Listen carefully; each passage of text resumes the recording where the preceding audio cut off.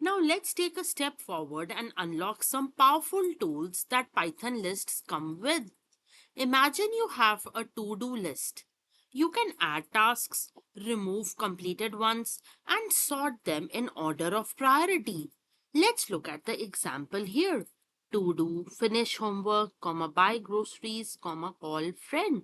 Now when we print our to-do list, we get the output. We'll discuss we'll discuss methods versus functions in detail later. But just know that methods are like special action lists can perform. Like dot append adds items to the list. Now, for example, if we give to do dot append and we give meditate for 10 minutes, and if we type the list name and we give the dot notation and we hit the tab, we'll see all the possible methods. So I'll just show it to you. Like if we do the list name, that is to do, and if we press dot and if we press the tab, you see we have all the methods which are part of the list: append, clear, copy, count, extend, pop, remove, sort, etc. So here you can see the example of to do dot append. Now when we print to do, so it gets appended at the end of the list. For now, let's enjoy the magic. Lists lets you add, delete, sort, reverse, just like organizing a playlist. So let's look at the playlist example here. We have a list with song A, song B, song C. Now, if we do playlist.remove method and if we give song B, it removes it from the list. Let me show it to you. Let's print playlist C. So if we remove song B, in our list we have song A, comma, song C. Now if we append song D, if we add a song and then we print the list, so we get song A, song C and song D gets appended at the end. So my friends, lists are mutable. We can add, remove or modify items anytime.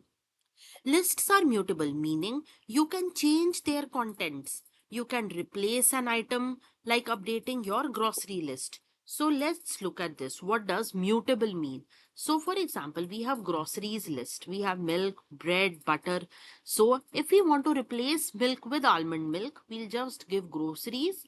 Then we'll give the index 0 and then we put almond milk. So now when we print it replaces. Let me show you. Print groceries. See, instead of milk, we have almond milk, bread, and butter. Let's see how to perform a simple task with list. So we'll add, remove, and reorder items in this example. So we create a list with the name tasks. We add wake up, check emails, and workout in the list. Now when we do tasks.append, so we will append breakfast. So as we have seen, it appends the object to the end of the list. So when we print tasks list now, it will give us wake up, check emails, workout, and it appends breakfast at the end. Next, let's use the remove method with the list. So tasks.remove check emails. Now we want to remove check emails. This removes the first occurrence of the value. So it gives us wake up, then it gives us workout, and then it gives us breakfast. Next, let's insert a value. So if we insert the object, it inserts it before the mentioned index. So now we have wake up, then we inserted journal before the index 1, then we have workout, and then we have breakfast. So these are all the methods we can use with lists. Now we'll explore dot append, dot remove, dot sort, dot reverse, and more. So in the future examples, here let's quickly see another example of dot sort method and dot reverse method. So we have a list numbers is equal to 5, 2, 9 and 1. Now if we print the numbers list, we are able to see the output.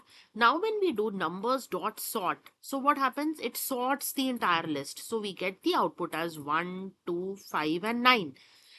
Now, when we give the reverse method with the list, it reverses the sorted list. So now we get 9, 5,